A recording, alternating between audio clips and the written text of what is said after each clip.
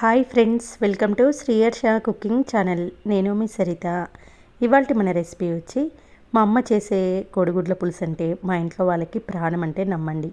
ఎంత బాగుంటుందంటే ఈ కోడిగుడ్ల పులుసు చేసిన రోజు ఒక పూట అన్నం ఎక్కువ తినాలనిపిస్తుంది, అంత కమ్మగా ఉంటుంది.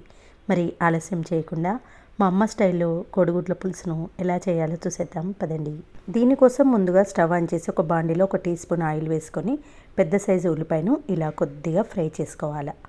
ఈ ఫ్రై చేసుకున్న ఉల్లిపాయలను ఇలా మిక్సీ జార్లోకి వేసుకోండి. 1 టేబుల్ స్పూన్ వరకు ధనియాల పొడి లేకపోతే ధనియాలను వేయించుకొని ఈ మిక్సీ జార్లో యాడ్ చేసుకోండి. 1 టీ స్పూన్ వరకు వేయించిన జీలకర్ర మెంతుల పొడి. ఈ పొడి వేయడం వల్లనే టేస్ట్ బాగుంటుంది. చూడండి, ఈ మాదిరిగా మసాలా ముద్దను ప్రిపేర్ చేసి పక్కన పెట్టండి. ముందుగానే పెద్ద నిమ్మకాయ సైజ్ అంత చింతపండును కడిగి 10 నిమిషాల పాటు నానబెట్టుకొని చింతపండు రసము ఈ మాదిరిగా చిక్కగా తీసి పక్కన పెట్టండి. ఇక్కడ నేను కోడిగుడ్లను ముందుగానే ఉడికించుకొని ఇలా ఘాట్లు పెట్టుకుంటున్నాను. ఇలా ఘాట్లు పెట్టుకోవడం వల్ల ఉప్పు కారం అనేది పులుపు అనేది లోపల వైపుకు దిగి గుడ్లు చప్పగా ఉండకుండా టేస్టీగా ఉంటాయి. తర్వాత స్టవ్ ఆన్ చేసి ఉల్లిపాయలు వేయించిన బాండీలోని 1 టేబుల్ స్పూన్ ఆయిల్ వేసుకొని పసుపు కొంచెం కారం వేసి మనం ఉడికించుకున్న కోడిగుడ్లను 1 నిమిషం పాటు సిమ్లో పెట్టుకొని ఇలా వేయించుకుంటే కోడిగుడ్లు ఇంకా టేస్టీగా వస్తాయి.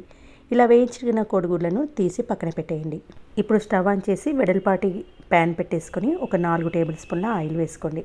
ఆయిల్ వేడెక్కిన తర్వాత 1/2 టీ స్పూన్ ఆవాలు, 1/2 టీ స్పూన్ జీలకర్ర, 1/2 టీ స్పూన్ మెంతులు వేయండి.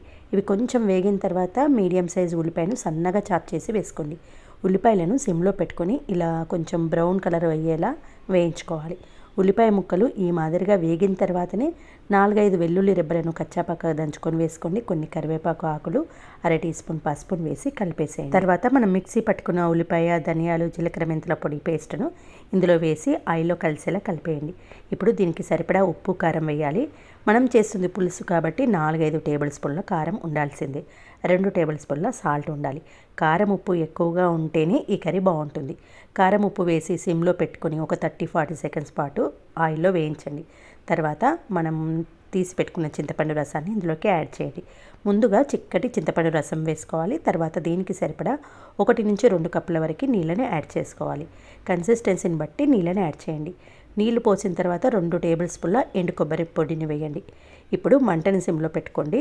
మనము ఉడికించి నూనెలో వేయించుకున్న కోడిగుడ్లను ఇందులో వేసి సిమ్లో పెట్టుకొని సుమారుగా 8 నుంచి 10 నిమిషాల పాటైనా మరిగించాలి.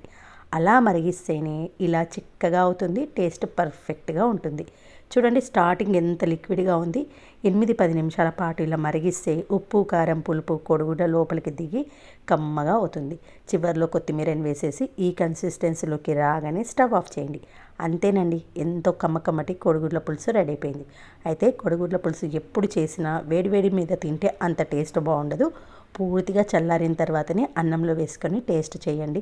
ఎంత బాగుందని ప్రతి ఒక్కరూ అనాల్సిందే. చేపల పులుసు, చామగడ్డ పులుసును మైమరిపించేంత కమ్మగా ఈ కోడిగుడ్ల పులుసు ఉంటుంది. మా అమ్మ ఇలాగే చేస్తుందండి. మరి మీరు ఎలా చేస్తారో నాకు కమెంట్లో షేర్ చేయండి. నేను చూపించిన ఈ రెసిపీ నచ్చితే ఒక లైక్ చేసి మీ ఫ్రెండ్స్తో రిలేటివ్స్తో షేర్ చేయండి. Thanks for watching.